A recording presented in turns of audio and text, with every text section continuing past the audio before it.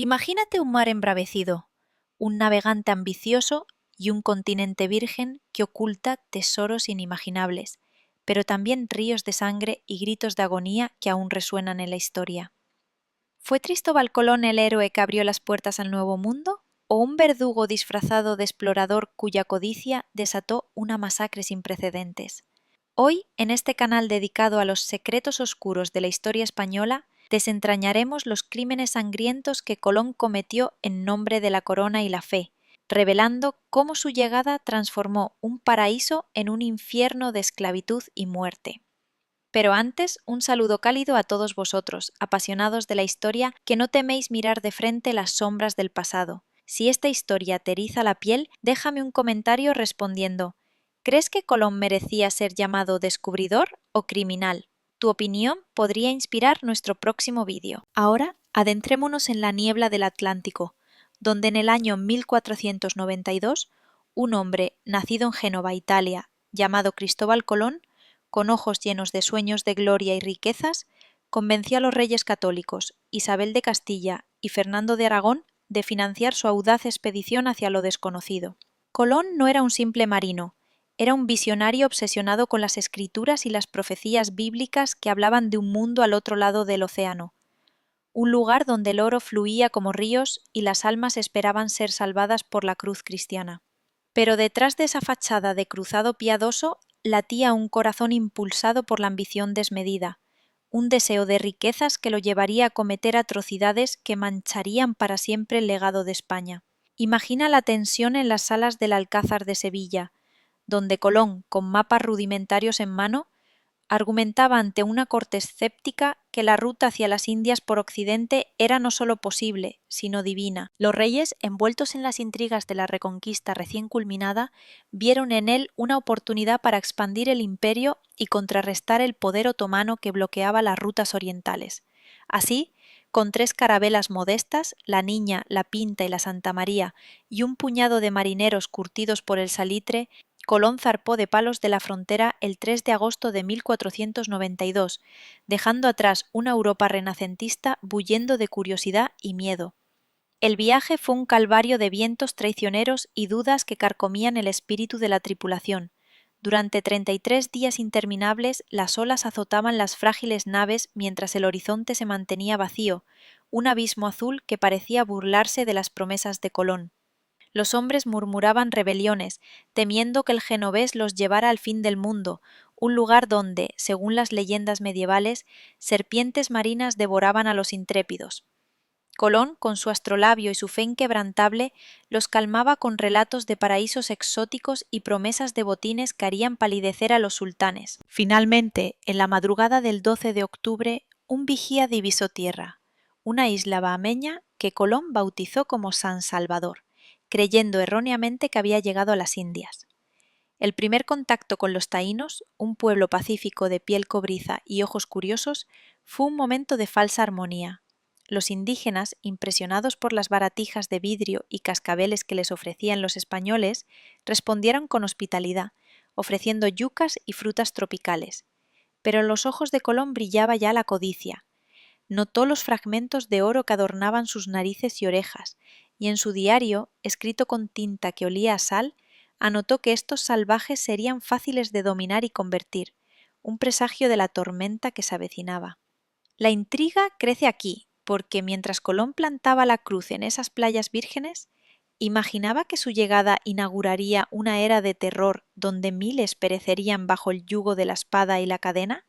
Explorando las costas de Cuba y la Española, Colón recolectó muestras de oro y perlas, pero también esclavos, justificando sus acciones con la bula papal de Alejandro VI que otorgaba a España derechos divinos sobre estas tierras. En su primer viaje, capturó a 25 taínos para llevarlos a España como prueba de su éxito, pero la mayoría murieron en el trayecto, víctimas de enfermedades europeas y el trato brutal. Regresó a Barcelona en marzo de 1493, recibido como un héroe por los reyes, quienes lo nombraron almirante del mar Océano y virrey de las Indias. La corte bullía de festejos, con banquetes donde se narraban hazañas imposibles, pero bajo la superficie Colón ya planeaba su retorno con más fuerza, más ambición. El suspense se intensifica al pensar en lo que vendría. Un segundo viaje en 1493 con 17 naves y 1500 hombres, no solo exploradores, sino colonos armados con arcabuces y dogmas inquisitoriales.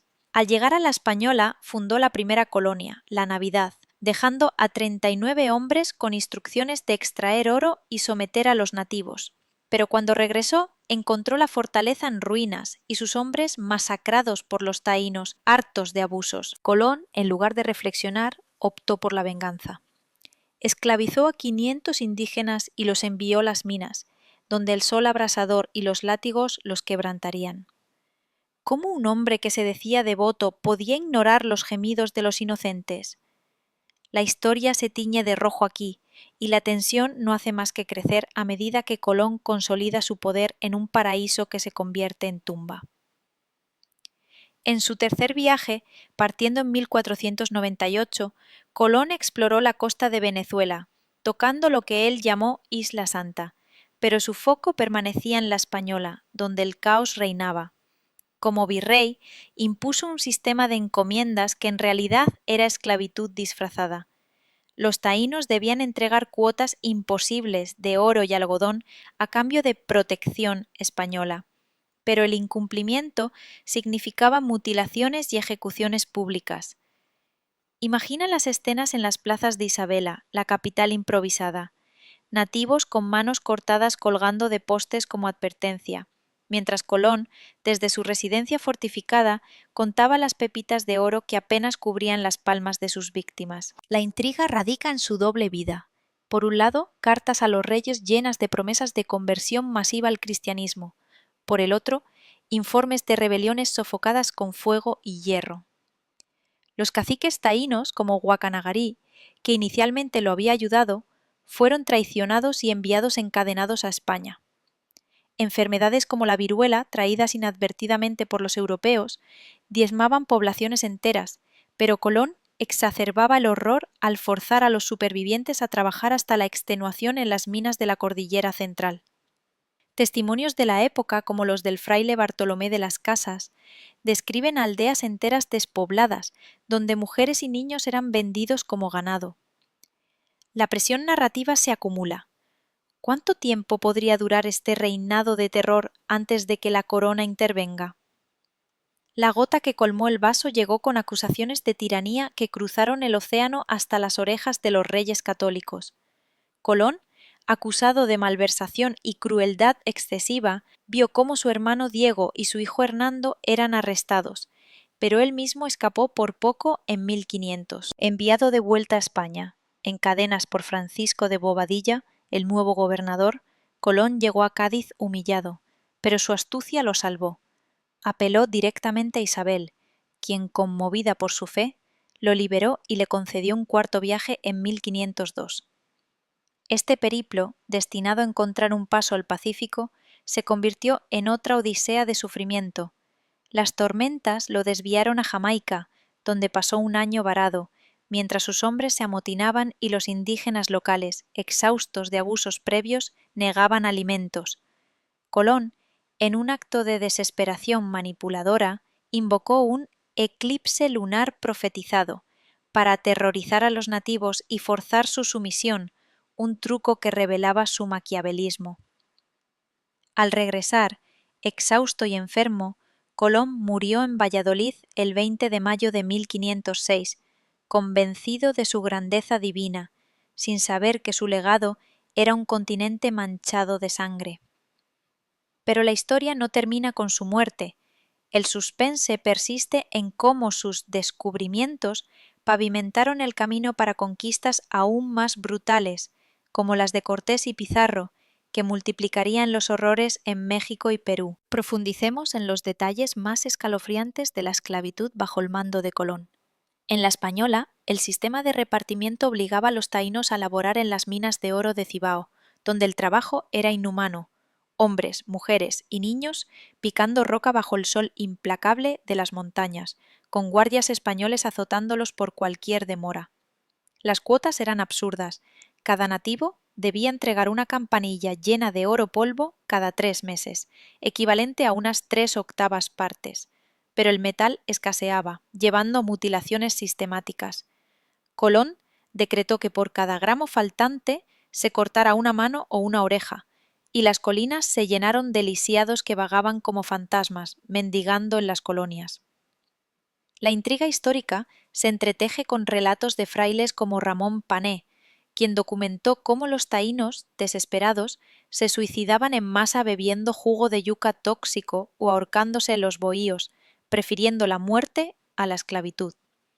La población taína, que estimaciones sitúan en cientos de miles al llegar Colón, se redujo a la mitad en 4 años, no solo por el trabajo forzado, sino por el genocidio implícito en las represalias contra rebeliones. Caciques como Caonabo, un líder valiente que unió tribus contra los invasores, fue capturado con engaños por Colón y murió en prisión en España, su espíritu de resistencia aplastado como tantos otros.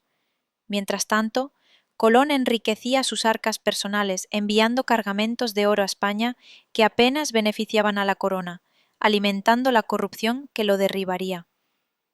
La dimensión religiosa de estos crímenes añade una capa de hipocresía que mantiene la tensión narrativa en vilo. Colón, quien se veía como un instrumento de Dios para cumplir las profecías del Apocalipsis, ordenó la construcción de iglesias rudimentarias en la Española,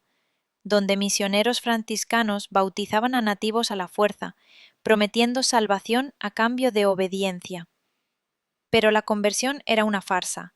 Los taínos, con su cosmovisión animista de yúcaros y cemis, eran forzados a renunciar a sus dioses ancestrales bajo amenaza de muerte, y muchos fingían la fe para sobrevivir, solo para ser acusados de herejía y quemados en hogueras improvisadas. Colón estableció un tribunal eclesiástico improvisado que juzgaba a los idólatras, y en uno de los episodios más siniestros ordenó la ejecución de indígenas que se resistían, justificándolo como purga divina. Imagina las noches en las aldeas, donde el humo de las piras se mezclaba con los llantos de familias destrozadas, mientras Colón rezaba en su capilla personal, convencido de que cada alma salvada compensaba las vidas perdidas. Esta fusión de fe y ferocidad no era accidental, provenía de las bulas intercaetera de 1493, que declaraban a los no cristianos como propiedad de los reyes cristianos, un mandato que Colón interpretó como licencia para el horror. La intriga se profundiza al considerar cómo esta cruzada personal anticipó la Inquisición en el Nuevo Mundo, sembrando semillas de intolerancia que germinarían en siglos de persecución.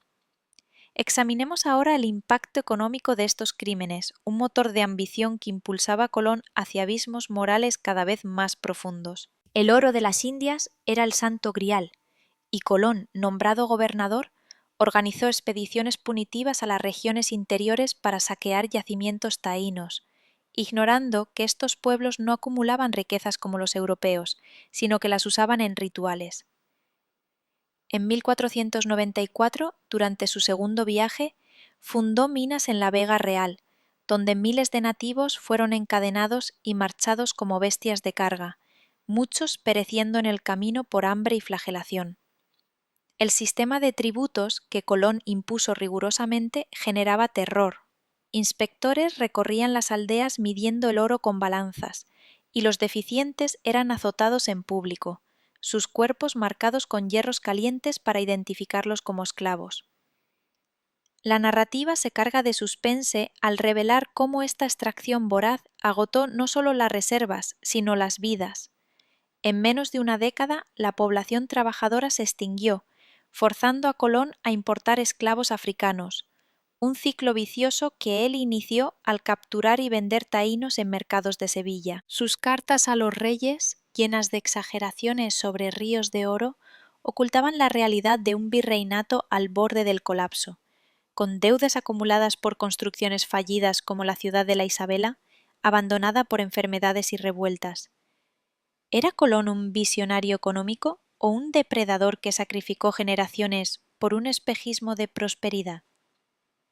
Las rebeliones nativas contra el régimen de Colón representan capítulos de heroísmo silenciado que elevan la intriga a niveles épicos. En 1494, el cacique Caonabo, un guerrero de complexión imponente y astucia legendaria, lideró la primera gran sublevación,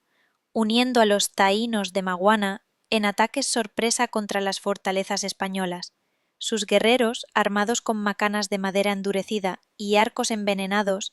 emboscaron convoyes de mineros, recuperando tierras y libertando los cautivos, en una guerra de guerrillas que aterrorizó a los colonos. Colón, furioso, respondió con una campaña de tierra quemada, aldeas incendiadas, mujeres violadas como venganza y líderes capturados con traiciones, como cuando usó a un indio domesticado para traer a Caunabo a una trampa, encadenándolo con manillas de hierro traídas de España. Otro levantamiento, liderado por el cacique Maireni en 1496,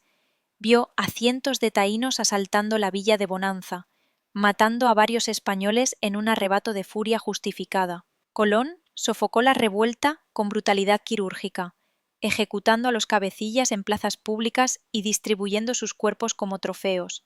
un espectáculo diseñado para quebrar el espíritu de resistencia. La tensión histórica palpita en estos relatos, porque aunque las rebeliones fallaron, plantaron semillas de duda en la corona, llevando a investigaciones que expondrían los excesos de Colón. Imagina el eco de tambores taínos en la selva, un llamado a la libertad que resonaba contra el clangor de las cadenas españolas. El legado de los crímenes de Colón se extiende más allá de su muerte, tejiendo una red de consecuencias que mantiene al oyente en vilo hasta el final. En las décadas siguientes, sus métodos se convirtieron en modelo para la conquista. Hernán Cortés, en México, empleó tácticas similares de engaño y esclavitud, mientras Francisco Pizarro, en Perú, masacró incas, inspirado en el virreinato caribeño. La despoblación de la Española fue catastrófica. De un estimado de 250.000 taínos en 1492, solo 500 sobrevivían en 1510, un genocidio impulsado por la espada, la peste y la explotación. Colón, desde su tumba en la Catedral de Sevilla, fue glorificado en estatuas y fiestas, pero historiadores como Las Casas lo denunciaron como el origen del mal americano, un hombre cuya brújula moral se perdió en mares de codicia. Hoy, en un mundo que cuestiona a los héroes del pasado, la figura de Colón evoca debates acalorados. ¿Explorador visionario o arquitecto de horrores coloniales? Esta historia, tejida con hilos de ambición, fe y sangre, nos recuerda que el nuevo mundo se forjó no solo con velas y mapas, sino con lágrimas y cadenas que aún pesan en la conciencia colectiva. Si llegaste hasta aquí, comparte en los comentarios qué aspecto de esta saga te impactó más y suscríbete para más revelaciones históricas que desafían lo que creías saber. Hasta la próxima aventura en las sombras del pasado. Imagina las sombras alargadas de las carabelas recortándose contra un horizonte infinito, donde el rumor de las olas no solo susurra promesas de gloria, sino también ecos de un destino trágico que devoraría culturas enteras en nombre de un sueño imperial. ¿Sabías que el hombre que plantó la bandera española en costas desconocidas escondía en su corazón un hambre insaciable por el oro que lo llevó a forjar cadenas invisibles alrededor de pueblos inocentes, transformando el encuentro en una pesadilla de sufrimiento eterno? Bienvenidos de nuevo a este canal que desentraña los rincones más oscuros de la historia española, donde cada episodio revela verdades que el tiempo intentó sepultar bajo capas de mitos heroicos. Si estas palabras te han atrapado en su red de intriga, toma un momento para escribir en los comentarios tu pensamiento sobre el primer contacto. ¿Fue un abrazo de civilizaciones o el preludio de una masacre inevitable? Tus reflexiones alimentan estas exploraciones colectivas. Mientras las velas de la Santa María se hinchaban con vientos favorables al zarpar de las costas andaluzas, Cristóbal Colón permanecía en la cubierta superior, su figura recia envuelta en una capa raída por el salitre, escudriñando el Atlántico con una mezcla de fervor religioso y cálculo mercantil que lo definía como navegante. Nacido en el bullicioso puerto de Génova alrededor de 1451, Colón había forjado su carácter en el comercio mediterráneo, donde el aroma de especias orientales y el tintineo de monedas despertaban ambiciones que lo impulsaron a estudiar antiguas cartas náuticas y tratados de Ptolomeo en monasterios portugueses. Su convicción de que la Tierra era una esfera más pequeña de lo que se creía lo llevó a postular una ruta occidental hacia las ricas Indias, una idea que presentó repetidamente en las cortes de Lisboa y Madrid, enfrentando rechazos iniciales de eruditos que lo tildaban de loco o impostor. Pero en la primavera de 1492, tras la capitulación de Granada que unificaba España bajo los reyes católicos, Isabel de Castilla, una reina de voluntad férrea y devoción inquebrantable, accedió a financiar la empresa con una suma modesta de 2 millones de maravedíes, hipotecando incluso sus joyas personales en un gesto que simbolizaba la fe en lo divino sobre lo racional. Los preparativos en Palos de la Frontera bullían de actividad febril. Carpinteros reforzaban las frágiles carabelas con tablas de roble, mientras marineros reclutados de las tabernas locales, hombres de rostros curtidos y manos callosas, cargaban provisiones de bizcocho duro, vino agrio y salazones que apenas bastarían para el periplo incierto. Colón, como capitán general, seleccionaba su tripulación con ojo experto, priorizando a aquellos leales como Martín Alonso Pinzón, un piloto experimentado cuya astucia en las corrientes atlánticas sería clave, aunque las semillas de rivalidad ya germinaban en silencio entre ellos. A medida que las naves adentraban en el océano, la realidad del viaje empezaba a erosionar la euforia inicial, transformando el océano en un vasto escenario de pruebas que pondrían a prueba no solo la resistencia física, sino la cordura de todos a bordo. Las primeras semanas transcurrieron con vientos alisios que impulsaban las velas hinchadas hacia poniente, pero pronto surgieron tormentas que azotaban las cubiertas con lluvia torrencial y vientos huracanados, haciendo que las carabelas crujieran como huesos viejos bajo la presión de las olas montañosas. Los marineros, hacinados en bodegas húmedas infestadas de ratas, sufrían de escorbuto incipiente por la falta de frutas frescas, sus encías sangrantes y dientes flojos recordándoles la fragilidad humana frente a la furia del mar. Colón, para mantener la moral, organizaba rezos colectivos al atardecer, invocando a la Virgen del Pilar y prometiendo riquezas que harían de cada hombre un hidalgos, pero en privado, en su camarote iluminado por una vela temblorosa, consultaba su cuaderno de Vitacio con anotaciones meticulosas sobre latitudes y constelaciones,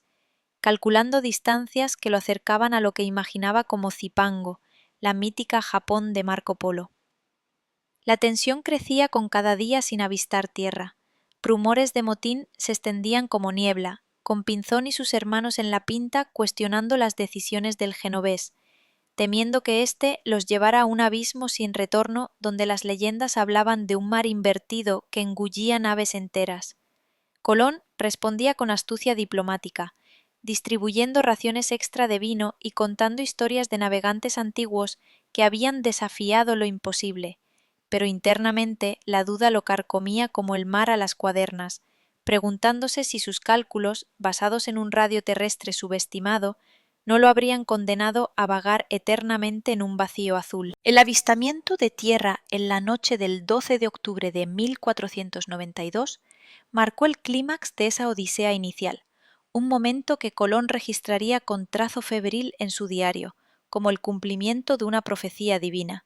aunque la realidad inauguraría un capítulo de engaños y codicia que empañaría su triunfo. El grito del vigía Rodrigo de Triana desde la cofa de la Pinta rompió el silencio estrellado,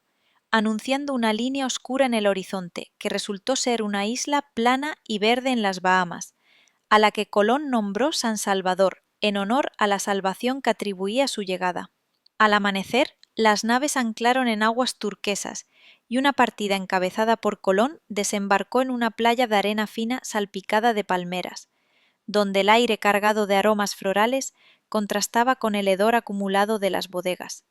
Los taínos, un pueblo de complexión atlética y piel bronceada por el sol tropical, emergieron de la maleza con curiosidad pacífica, sus cuerpos adornados con plumas y conchas, portando canoas cargadas de frutos y pescado fresco en un gesto de bienvenida que sorprendió a los españoles exhaustos. Colón, con su estandarte real desplegado, proclamó la posesión de la isla para los reyes católicos en un ritual solemne, plantando una cruz de madera y entonando el Te Deum Laudamus junto a sus hombres, quienes, arrodillados en la arena, daban gracias por haber escapado del vacío oceánico. Pero mientras intercambiaban baratijas de vidrio coloreado y campanillas de latón por papagayos y hamacas, los ojos de Colón se fijaron en los amuletos de oro que perforaban narices y orejas de los indígenas, un destello que encendió en él visiones de minas inagotables y fortunas reales, susurrándole al oído la promesa de un imperio que eclipsaría a los venecianos y genoveses de su juventud. Esta primera interacción, aparente idilio de culturas, ocultaba ya las fisuras. Los taínos, hablando en su lengua arawak con gestos animados, no comprendían el hambre depredadora detrás de las sonrisas europeas, y Colón, en su Vitacio, anotaba con caligrafía precisa que estos gentes desnudos e ingenuos serían fáciles de someter para la gloria de Cristo y la corona, un presagio que teje la intriga hacia los horrores que se desatarían en las islas circundantes. Navegando hacia el sur a lo largo de las cadenas de islas que denominó las Antillas, Colón y su flota descubrieron Cuba, a la que llamó Juana en honor a la infanta, y la Española, un vasto territorio de montañas verdes y valles fértiles que evocaba para él el paraíso terrenal descrito en las Escrituras. En las costas cubanas, los encuentros con los locales repetían el patrón de asombro mutuo. Indígenas arahuacos ofreciendo tabaco enrollado en hojas, una hierba que los españoles probarían con escepticismo inicial, pero que pronto se convertiría en vicio adictivo, mientras Colón recolectaba muestras de plantas exóticas y observaba aves de plumaje iridiscente que parecían salidas de los bestiarios medievales. Sin embargo, la codicia comenzaba a manifestarse abiertamente cuando ordenó capturas selectivas de nativos para exhibirlos en España como evidencia viviente de sus hallazgos, argumentando que su regreso a la civilización los beneficiaría con el bautismo. En la Española, el terreno más prometedor, Colón exploró bahías protegidas y ríos caudalosos donde encontró perlas en ostras y fragmentos de oro aluvial en las arenas, detalles que registró con entusiasmo febril, estimando erróneamente que se hallaba cerca del Catay de Kublai Khan. Los taínos de la región, organizados en cacicazgos jerárquicos bajo líderes como Guacanagarí, un jefe de porte noble y hospitalidad legendaria, facilitaron el primer asentamiento al proporcionar mano de obra para reparar la Santa María, que encalló en un bajío de coral durante una exploración nocturna. Colón, percibiendo la oportunidad, ordenó desmantelar el barco para construir un fuerte, la Navidad, dejando a 39 hombres bajo el mando de Diego de Arana, con instrucciones estrictas de comerciar pacíficamente, extraer oro y mantener la fe cristiana, pero también con un trasfondo implícito de dominio que los indígenas captarían pronto como amenaza latente. Al zarpar de regreso el 16 de enero de 1493, Colón llevaba consigo no solo muestras de riquezas, sino 26 taínos encadenados en las bodegas, destinados a ser presentados en la corte como trofeos humanos,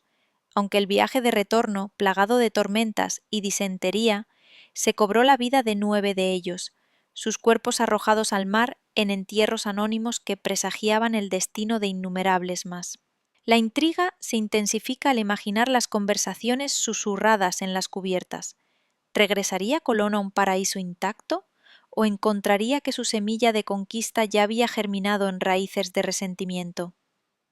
El regreso a España en marzo de 1493 se convirtió en un desfile triunfal que elevó a Colón a las alturas de la fama efímera, pero también sembró las primeras grietas en su armadura de héroe indiscutible, preparando el terreno para las sombras que nublarían su legado. Atracando en el puerto de Palos, amid torrentes de lluvia primaveral, Colón fue recibido por multitudes eufóricas que lo aclamaban como el almirante del mar océano, un título concedido por los reyes en una audiencia real en Barcelona, donde presentó a los supervivientes taínos, vestidos con telas europeas y hablando un español balbuceante, como prueba de tierras fértiles y almas listas para la redención. Isabel y Fernando, impresionados por los especímenes de oro, perlas y pieles exóticas, ratificaron sus capitulaciones de Santa Fe, otorgándole el virreinato perpetuo de las Indias, el diezmo de todas las riquezas y el derecho a ostentar escudo heráldico con leones y castillos, símbolos que Colón luciría con orgullo en su correspondencia posterior. La corte bullía de banquetes suntuosos en el monasterio de Santa María de Guadalupe, donde cronistas como Andrés Bernaldez registraban las narraciones de Colón sobre islas de caníbales, míticos y montañas de especias, aunque omitía las dudas y muertes del viaje. Sin embargo, bajo esta fachada de celebración, Colón enfrentaba ya cuestionamientos sutiles. Eruditos de la Universidad de Salamanca debatían si realmente había alcanzado Asia, o un limbo geográfico, y los taínos exhibidos, ajenos a la frialdad europea, enfermaban rápidamente de resfriados y viruela, muriendo uno a uno en palacios reales, un recordatorio macabro de la incompatibilidad biológica que devastaría continentes. Colón, con su barba entrecana y ojos penetrantes, aprovechó el momento para planificar el segundo viaje, solicitando más naves y colonos, pero en su interior la ambición se entretejía con un sentido mesiánico, viéndose como el elegido para unir Oriente y Occidente bajo la cruz, ignorando que esta unión se pagaría con ríos de sangre indígena. La narrativa histórica palpita con suspense aquí, porque mientras Colón se regodeaba en honores, las noticias de su partida inicial ya corrían hacia la Española, donde los 39 dejado atrás comenzarían a tejer los hilos de una rebelión que lo confrontaría al regreso. Preparando el segundo viaje con una flota ampliada de 17 naves y más de 1.500 hombres, entre hidalgos ambiciosos, artesanos y clérigos misioneros, Colón zarpó de Cádiz el 25 de septiembre de 1493, cargado de semillas de caña de azúcar, caballos para las plantaciones y un fervor colonial que transformaría exploración en ocupación sistemática. El trayecto fue menos tormentoso, pero las disensiones internas surgieron pronto cuando Alonso Gutiérrez, un tesorero real, se amotinó por desacuerdos en la asignación de provisiones, un conflicto que Colón sofocó con arrestos sumarios y amenazas de abandono en islas desiertas. Al aproximarse a la Española en noviembre, el optimismo inicial se evaporó al encontrar la Navidad destruida, sus maderas chamuscadas y los cuerpos de sus defensores esparcidos en la playa, víctimas de un ataque taíno justificado por los abusos cometidos durante la ausencia. Violaciones, robos de alimentos y exigencias de mujeres indígenas que habían envenenado la hospitalidad inicial. Guacanagarí, el cacique aliado, apareció herido para explicar la emboscada liderada por otros jefes resentidos, pero Colón, desconfiado, lo acusó de complicidad y ordenó quemar su aldea en represalia, un acto de fuego purificador que marcó el inicio de su política de terror preventivo. Fundando una nueva colonia en la bahía de Isabela, Colón importó ganado vacuno y porcino que devastaría la vegetación nativa, mientras organizaba partidas de búsqueda de oro en el interior, forzando a taínos a guiar a los españoles por senderos selváticos infestados de mosquitos y serpientes. La intriga se acumula en estas expediciones, donde Colón, montado en su caballo importado, el primero visto por los indígenas que lo temían como un centauro demoníaco, imponía tributos iniciales de oro y algodón, castigando incumplimientos con azotes públicos que resonaban en las plazas improvisadas como truenos de un dios vengativo. Su diario de este periodo revela una fascinación creciente por la geografía, describiendo ríos caudalosos y montañas que ocultaban vetas prometedoras, pero también una frialdad calculadora al notar cómo los nativos, impresionados por el trueno de los arcabuces, se sometían por miedo más que por lealtad. En las minas improvisadas de la región de Cibao, accesibles tras cruces agotadores de cordilleras escarpadas, Colón estableció el primer sistema de extracción que sentaría precedentes para la esclavitud colonial, un régimen donde la promesa de evangelización se convertía en pretexto para la explotación brutal que mantenía a los oyentes en vilo de horror anticipado. Grupos de taínos, reunidos por caciques obligados a colaborar, eran conducidos en columnas encadenadas a los yacimientos, donde picaban la tierra rojiza con herramientas de piedra prestadas, sus cuerpos desnudos expuestos al sol abrasador que agrietaba la piel y provocaba fiebres mortales. Colón, supervisando desde un campamento fortificado, decretaba cuotas modestas al principio, una medida de bellota de oro por cada 4 meses para adultos y medio para los menores, pero la escasez natural del metal convertía estas demandas en sentencias de muerte, ya que los nativos, sin experiencia en minería, apenas recogían polvo aluvial de ríos secos. Los inspectores españoles, armados con látigos de cuero trenzado, recorrían los sitios de trabajo midiendo el tributo en balanzas portátiles, y por cada defecto aplicaban castigos que escalaban de azotes a mutilaciones, orejas cortadas con cuchillos herrumbrados o manos amputadas que colgaban de árboles como advertencias macabras contra la pereza. Relatos de testigos oculares, como el fraile Antonio de Montesinos que llegaría después, pintan escenas de lisiados taínos arrastrándose por senderos fangosos, sus vendajes improvisados supurando sangre mientras mendigaban restos de yuca de los colonos indiferentes. Colón justificaba estas medidas en informes a la corona como necesarias para civilizar a los salvajes, citando pasajes bíblicos sobre el dominio del hombre sobre la creación. Pero en realidad, su motivación radicaba en saldar deudas personales acumuladas en Europa y asegurar su posición como virrey. La población indígena, ya mermada por las enfermedades europeas que se propagaban como fuego en pólvora seca, se hundía en desesperación. Epidemias de sarampión y gripe barrían aldeas enteras, dejando huérfanos que eran reclutados forzosamente para las minas, perpetuando un ciclo de muerte que Colón observaba con resignación fatalista, atribuyéndolo a la voluntad divina más que a su propia codicia insaciable. Esta fase del segundo viaje, con su mezcla de descubrimiento geográfico y degradación humana, teje una trama de suspense donde cada pepita de oro extraída parece gota de sangre derramada, preparando el escenario para rebeliones que desafiarían el frágil dominio español. Mientras las sombras de las montañas de Cibao se alargaban sobre los yacimientos exhaustos, donde el eco de los picos contra la roca se mezclaba con gemidos ahogados de fatiga, Cristóbal Colón contemplaba desde su tienda de campaña el flujo irregular de nativos que regresaban a sus aldeas con las manos vacías y el espíritu quebrado, un espectáculo que no sólo alimentaba su ambición por más oro, sino que avivaba en él la necesidad de un control más férreo para sofocar cualquier chispa de resistencia que pudiera encenderse en la maleza tropical. El segundo viaje, que había comenzado con promesas de un Edén colonial,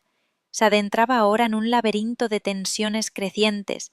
donde la llegada de misioneros franciscanos con cruces de madera pulida y Biblias en latín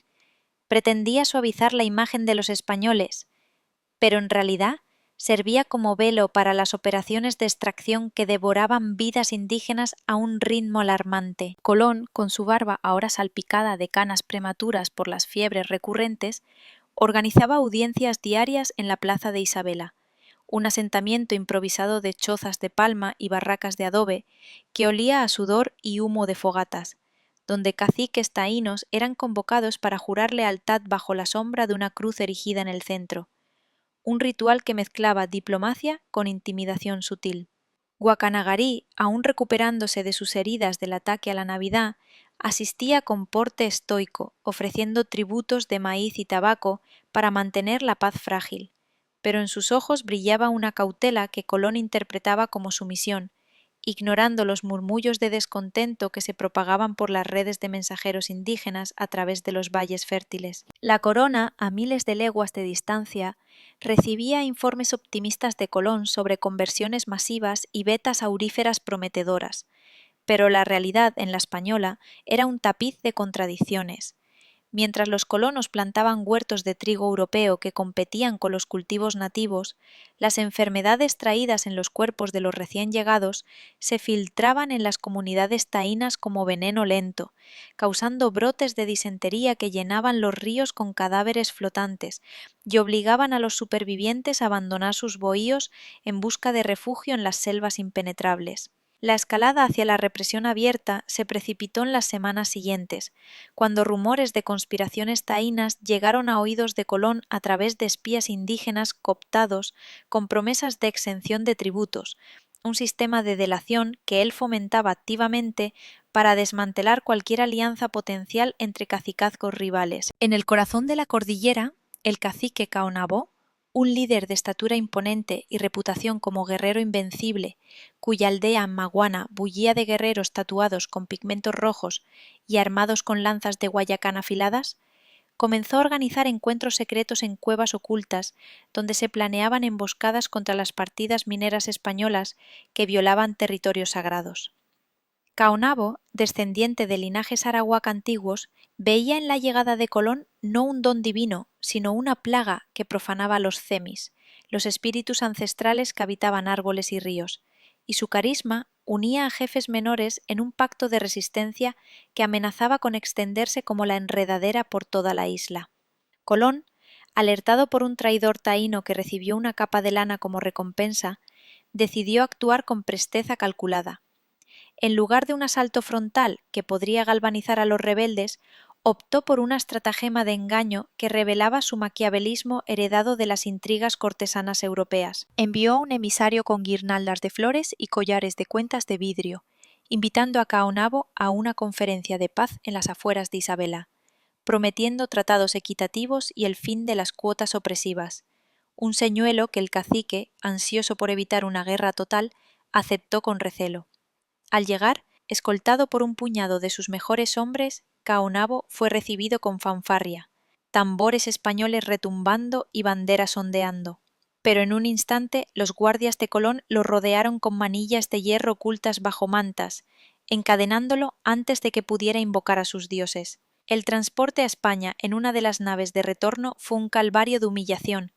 Confinado en una cabina estrecha, Caonabo enfermó de melancolía y fiebres, muriendo en alta mar sin ver las costas ibéricas, su cuerpo arrojado al océano como un sacrificio olvidado que avivaba el fuego de venganza en su pueblo. La captura de Caonabo desató una ola de represalias que Colón orquestó con precisión quirúrgica, transformando las colinas de la Española en un teatro de operaciones, donde la misericordia era un lujo inexistente, y cada victoria española se pagaba con el precio de la sangre indígena que manchaba los senderos embarrados. Partidas de caballería, montadas en los corceles importados que pisoteaban los cultivos de yuca y aterrorizaban a los taínos que los veían como bestias mitológicas, arrasaban aldeas sospechosas de aliarse con el difunto cacique, incendiando bohíos de palma que crepitaban como hogueras rituales y dispersando a los habitantes en la selva donde las serpientes y el hambre los aguardaban. Mujeres y niños capturados eran separados de los hombres, los primeros enviados a servir en las casas de los colonos como sirvientas forzadas, expuestos a abusos que incluían no solo labores domésticas extenuantes, sino violaciones sistemáticas que destruían el tejido social taíno y sembraban bastardos mestizos en un futuro incierto. Colón, desde su cuartel en Isabela, firmaba órdenes que autorizaban ejecuciones sumarias para los guerreros capturados, colgándolos de árboles frutales en plazas improvisadas, donde los taínos restantes eran obligados a presenciar el espectáculo. Un método psicológico diseñado para inculcar terror duradero y disuadir futuras insurrecciones. En una de estas campañas, dirigida por el propio Colón en persona durante el verano de 1494, una aldea en las laderas de la Vega Real fue rodeada al amanecer.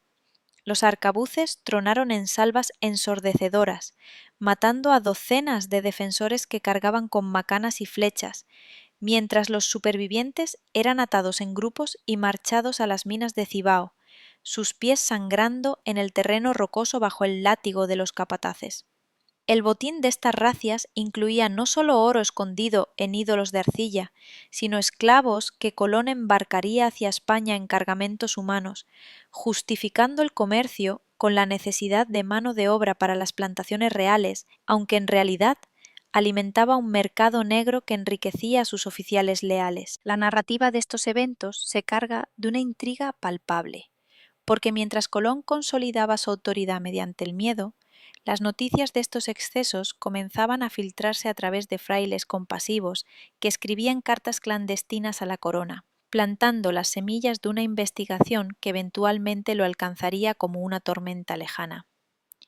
A medida que el año 1494 avanzaba hacia su fin, con las lluvias torrenciales convirtiendo los caminos en ríos de lodo que ralentizaban las caravanas de tributos, Colón enfrentaba no solo la resistencia taína, sino disensiones internas entre sus colonos que amenazaban con fracturar el frágil virreinato desde dentro. Un conflicto que añadía capas de suspense a la saga de ambición desbocada en un paraíso agonizante. Los hidalgos andaluces, atraídos por promesas de tierras y sirvientes, se quejaban de la escasez de oro real y la dureza del clima tropical que provocaba fiebres palúdicas y disentería entre sus filas, culpando a Colón por priorizar sus propios intereses sobre los colectivos. En una asamblea convocada bajo un toldo raído en Isabela, donde el aire estaba cargado de mosquitos zumbadores y el olor a enfermedad, un grupo liderado por el contador real Margarit y el clérigo Boyle levantó voces acusadoras, exigiendo un reparto más equitativo de las riquezas y la libertad para retornar a España con sus ganancias. Una revuelta que Colón sofocó con arrestos y exilios a islas menores, enviando a los cabecillas de vuelta en una nave con cartas de justificación a los reyes católicos que pintaban su lealtad como inquebrantable. Para contrarrestar estas fisuras, Colón impulsó exploraciones más audaces hacia el interior, despachando a su hermano Diego hacia las minas del sur donde se rumoreaban vetas más ricas. Pero estas expediciones se convirtieron en fiascos sangrientos. Emboscadas taínas diezmaban las columnas españolas, dejando cuerpos mutilados en claros selváticos como advertencias, y los supervivientes regresaban con relatos de guerreros indígenas que invocaban espíritus para proteger sus tierras ancestrales. Colón, en respuesta, intensificó el reclutamiento forzado, allanando aldeas pacíficas en la costa norte para engrosar las filas de mineros, un proceso que involucraba redadas nocturnas con antorchas que iluminaban rostros aterrorizados, separando familias en llantos que resonaban en la noche como lamentos de un pueblo al borde del abismo. Su correspondencia con Isabel y Fernando durante este periodo rebosaba optimismo forzado, describiendo conversiones en masa donde cientos de taínos se arrodillaban ante cruces bautismales en ríos cristalinos, pero omitía los detalles de las hogueras donde se quemaban ídolos cemis confiscados, un acto de iconoclasia que equivalía a la destrucción de almas indígenas.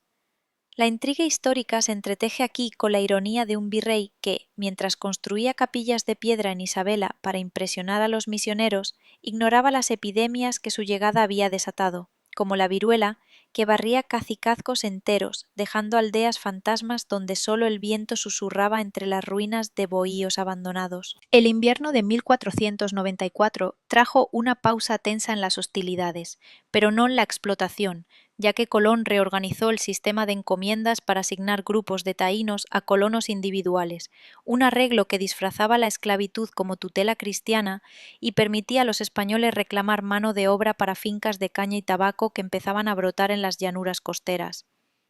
En las encomiendas de la región de Concepción, donde el humo de las chozas se elevaba como ofrendas a dioses indiferentes, los nativos asignados laboraban de sol a sol en la siembra de semillas europeas que alteraban el equilibrio ecológico, agotando suelos fértiles y forzándolos a cazar aves y tortugas para alimentar a sus amos, un ciclo que erosionaba su autonomía cultural y física. Colón, visitando estas fincas en su yegua blanca que pastaba en prados nativos, inspeccionaba los progresos con ojo crítico, elogiando a los encomenderos productivos con concesiones de más indígenas, pero castigando a los negligentes con confiscaciones que alimentaban rencores entre sus subordinados. Frailes, como Fray Buil, llegado con la flota misionera, intentaban mediar en las quejas taínas, traduciendo plegarias de conversión y distribuyendo rosarios de madera, pero sus esfuerzos se veían socavados por los abusos cotidianos, nativos golpeados por demoras en las entregas de algodón o forzados a abandonar rituales de fertilidad para asistir a misas obligatorias, un choque de mundos que generaba tensiones subterráneas listas para erupcionar. Mientras tanto, en las minas de las alturas, la mortalidad se disparaba con el frío nocturno que calaba huesos y provocaba neumonías, y Colón ordenaba entierros masivos en fosas comunes sin ceremonias, atribuyendo las muertes a la fragilidad indígena más que a las condiciones inhumanas que él mismo imponía. Esta fase de consolidación aparente, con sus promesas de estabilidad colonial, oculta en realidad un suspense creciente,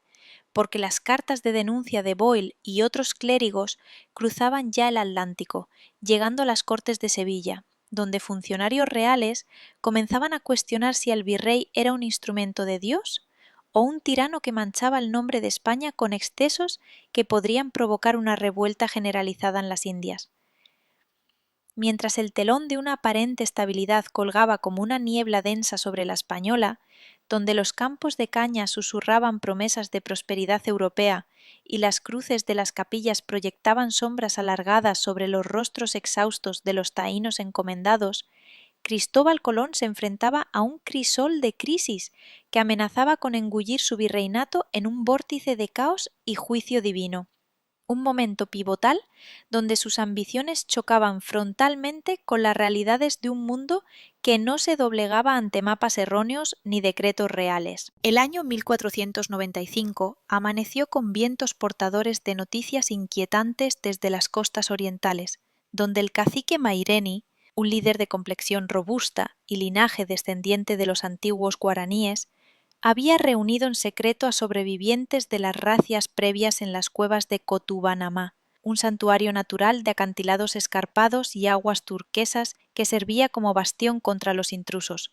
Maireni, cuya aldea había sido arrasada en una expedición punitiva el año anterior, con sus bohíos reducidos a cenizas humeantes y sus mujeres capturadas para las cocinas de Isabela, organizaba ahora una coalición de guerreros que se infiltraban en las rutas comerciales españolas, emboscando caravanas cargadas de tributos de algodón y oro con flechas envenenadas con extractos de plantas tóxicas que paralizaban a los caballos y provocaban agonías lentas en los jinetes. Colón, alertado por mensajeros jadeantes que llegaban al galope desde las plantaciones costeras, convocó un consejo de guerra en su residencia fortificada, un edificio de piedra importada que contrastaba con las chozas indígenas circundantes, donde oficiales como Juan de la Cosa, su cartógrafo leal, trazaban mapas improvisados en pergaminos manchados de tinta, marcando puntos rojos para las aldeas rebeldes que se multiplicaban como hongos después de la lluvia. La atmósfera en esa sala era sofocante, cargada de humo de antorchas de sebo y el olor acre del miedo,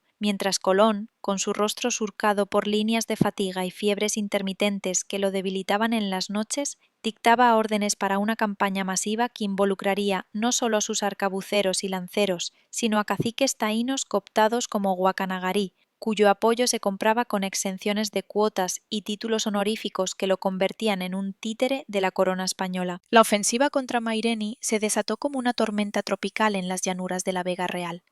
donde las columnas españolas, precedidas por el relincho pánico de los caballos y el retumbar de tambores improvisados, avanzaban a través de senderos embarrados flanqueados por manglares que ocultaban a los guerreros taínos acechantes. Colón, montado en su corcel gris que pisoteaba las cosechas de batata y provocaba huidas en masa de aves exóticas, dirigía la vanguardia con una determinación mesiánica, convencido de que esta sublevación era una prueba de fe impuesta por Dios para purificar las Indias de la idolatría pagana. En la batalla decisiva cerca del río Yuna, un afluente caudaloso que serpenteaba entre colinas cubiertas de vegetación densa, las fuerzas de Maireni surgieron de la maleza en una emboscada feroz. Cientos de taínos, armados con macanas de madera ligera endurecida al fuego y hondas que lanzaban piedras con precisión mortal, cargaron contra los españoles en oleadas coordinadas, sus gritos de guerra invocando a los cemis ancestrales mientras flechas silbaban en el aire húmedo. Los arcabuces tronaron en salvas descoordinadas, derribando a decenas de atacantes cuyos cuerpos se amontonaban en el fango rojo de sangre. Pero la superioridad numérica indígena inicialmente inclinó la balanza, con lanceros taínos perforando armaduras de cuero y caballos despavoridos arrojando sus jinetes al suelo.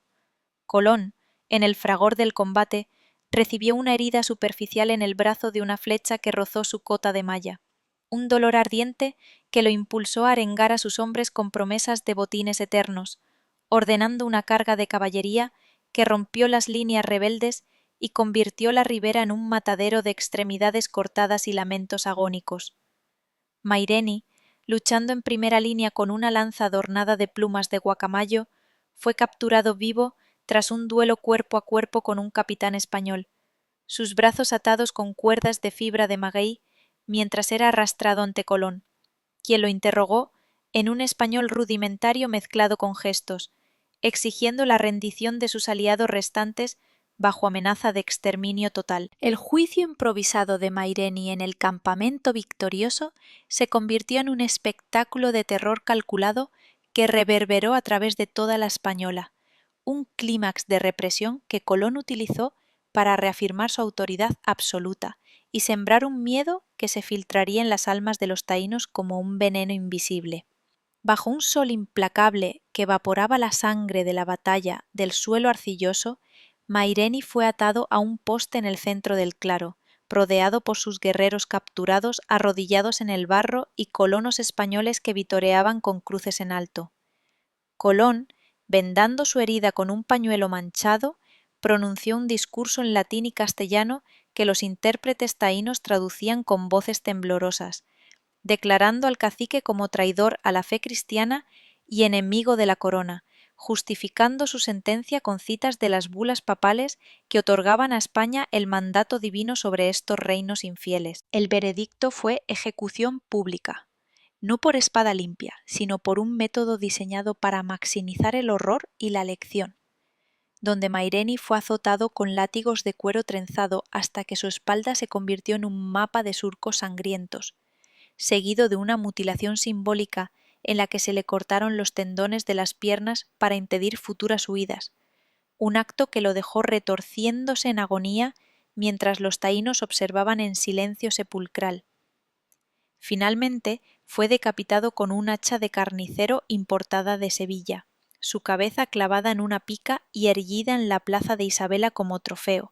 donde permaneció durante semanas hasta que las moscas y el sol la redujeron a un cráneo blanqueado que los niños indígenas miraban con ojos llenos de pesadillas. Los guerreros supervivientes fueron distribuidos como esclavos en las minas más remotas,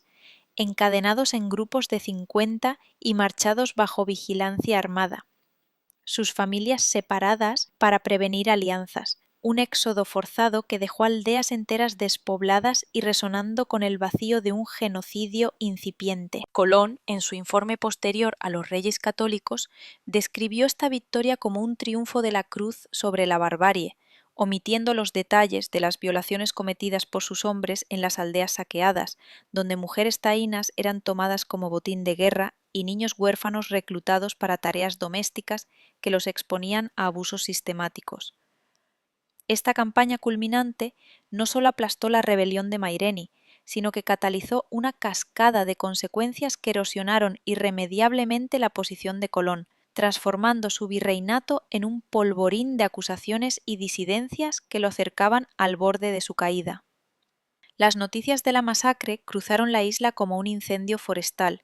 galvanizando a caciques periféricos en la costa sur a refugiarse en las montañas impenetrables, donde formaron comunidades de exiliados que sobrevivían cazando manatíes y cultivando ocultamente, pero también inspirando denuncias de frailes escandalizados como Antonio de Montesinos, quien, desde su convento en La Vega, redactaba misivas furiosas a la corona detallando cómo el virrey había convertido un Edén prometido en un infierno de látigos y cadenas. Colón, percibiendo las grietas en su control, respondió con reformas superficiales. Abolió temporalmente las mutilaciones extremas y ordenó bautismos masivos en ríos sagrados taínos, donde cientos de indígenas eran sumergidos en aguas turbias mientras frailes entonaban salmos, un espectáculo que disfrazaba la coerción como piedad, pero que no engañaba a los observadores más perspicaces. Internamente, las disensiones se agudizaron cuando oficiales como Francisco Roldán, nombrado alcalde mayor, se rebeló abiertamente en Santo Domingo, atrayendo a colonos descontentos con promesas de tierras libres de la tiranía Colombo, un motín que obligó a Colón a negociar desde una posición debilitada, cediendo concesiones que socavaban su autoridad. La corona, recibiendo un torrente de quejas cruzadas el océano,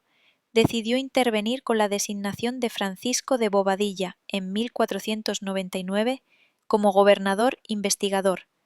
un hombre de linaje noble y reputación implacable, cuya llegada en una flota de 6 naves marcaría el clímax definitivo de la era Colombo. Al atracar en Santo Domingo, Bobadilla encontró una isla al borde del colapso, minas abandonadas por la huida de mano de obra indígena, colonias plagadas de hambre y un virrey ausente en su tercer viaje, pero las evidencias acumuladas de malversación, ejecuciones arbitrarias y esclavitud rampante lo convencieron de actuar sin demora. Al regresar Colón en 1500, exhausto de exploraciones en Sudamérica, fue arrestado en su propia cama por orden de Bobadilla, encadenado con hierros oxidados que simbolizaban la ironía de un descubridor reducido prisionero, y embarcado de vuelta a España en un viaje humillante donde la tripulación lo vigilaba con recelo, temiendo su influencia residual, La travesía de regreso a Cádiz en las cadenas fue un calvario que destilaba el suspense de una caída desde la gloria, donde Colón, confinado en una cabina estrecha que olía a sal y desesperación, reflexionaba sobre las profecías bíblicas que lo habían impulsado, cuestionando si su destino era el de un mártir o un villano castigado por excesos. Al llegar a las costas andaluzas en octubre de 1500, el espectáculo de un almirante encadenado provocó oleadas de indignación entre el pueblo, y el propio Colón, con astucia renovada, apeló directamente a doña Juana, la hija de Isabel, para ser liberado temporalmente mientras su juicio pendía en las salas del Alcázar de Sevilla. Los reyes católicos, divididos entre la gratitud por sus descubrimientos y el horror por los informes de Bobadilla, que detallaban cómo miles de taínos habían perecido en minas y encomiendas, optaron por una absolución parcial, restaurando sus títulos pero revocando el virreinato y ordenando una comisión que confirmaría los crímenes.